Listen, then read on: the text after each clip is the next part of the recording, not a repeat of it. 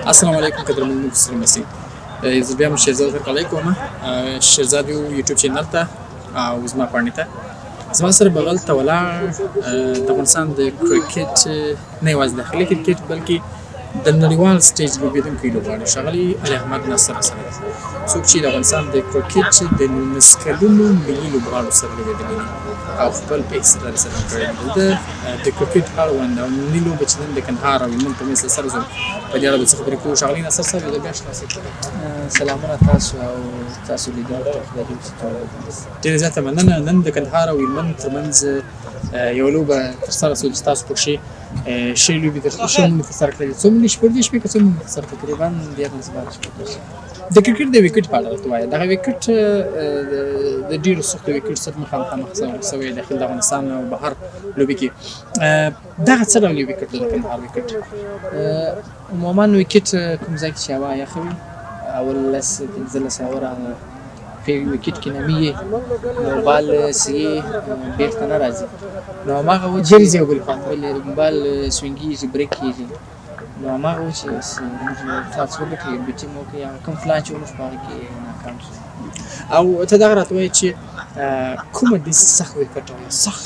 سخت کنډیشن و که داخلي کرکټ یا مثلا نړیوال کرکټ چې بیا تاسو ځان درېستلی وي یو ښه لوبه دې کړې وي هغه کوم لوبه و کوم وکټ؟ هغه هم دا اوس فرست کلاس لوبې وې نو هغه وکټ یې شنې دي بالینګ ته ډېر سپورټ کوي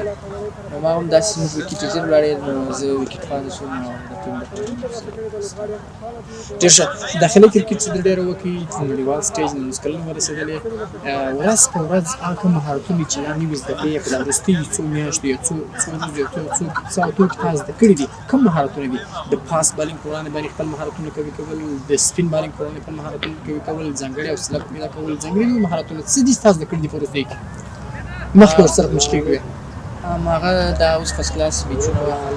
سور بال کرکټ وایي ډېر سخت هم دی نو هغه میچو کې هم لوبغاړي ته خپل ځان معلومېږي چې زما کومه کمزوري ده په څه کار وکړم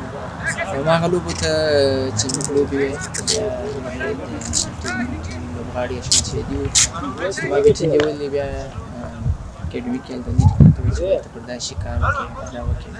نو هماغه دا څو میاشت کې چې زه راغلی یم کوشش کوم چې هغه خلاوې ډکې کړې تشې ډکې کړې هماغه کوشش کوم. نو دوی نورې کومې تجربې درسره شریکولې ښې روزنه نوي لوبغاړي وکټ په باره کې معلومات راکوي وکټ باندې څنګه سټیو باید څنګه لوبه وشي نو هماغه تجربې چې درسره شته د تیر په نسبت باندې خپل کورنۍ څومره تشویق کوي چې تاسو ښه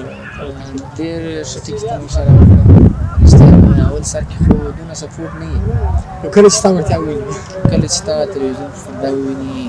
مطلب هغه مینوال وویني بیا ستن یو کوشش څوک کوي چې سپورټ وکړي پخوا مې ډېر سپورټ یې کول مې ډېر خوشحاله او کوم څه په زړه کې لرې کوم پیغام لرې د شهزاد یو یوټیوب چینل لرې څخه لیدونکو واغسه پیغام یې همدغه دی باید د لوبغاړي ټول په اتفاق سره او کوشش کوي چې غټ کرکټ وکړي غټ کرکټ ډېر غواړي باید پر ځان کار وکړي کوم مهارتونه یې پر هغه کار وکړي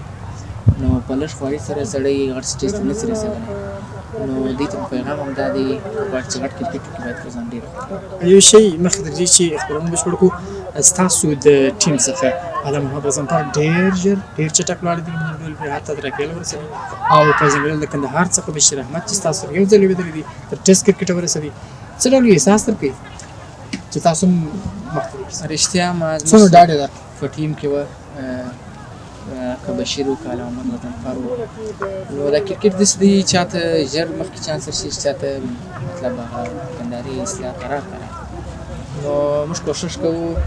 او چې دوی ووینو موږ هم دا یو نوی لیتاب پیدا شي چې مطلب دی کډلاړي زما سره یو ځای ځم تللی شم بلکل نو موږ هم یو امید شته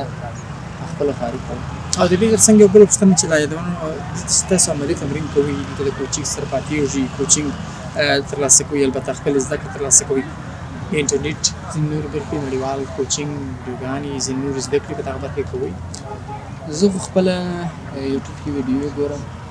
مطلب چې کوم شی مې خراب وي یا کوم شي کار کوم مثلا پوښتنه کوم سیشن کې عملي کوم ډیل کې عملي کوم نو هماغه یې چې بس تقریبا ډېر وخت بیا دغسې کار ډېر زیاته مننه په دې هیلې چې ته هم د بشیر احمد غوندې د محمد غضنفر غوندې او ځینې ورته کړه ځوانان غوندې ډېر ژر د افغانستان ملي لوبډلې کې ووینو او خپله وړتیا څرګنده کوي د افغانستان د په ملي سطح د هغوی استازیتوب بیا په نیشنل ټیم یا ملي ټیم کې وکړي. ډېر زیاته مننه. مننه ژوندی اوسه. ډېره مننه.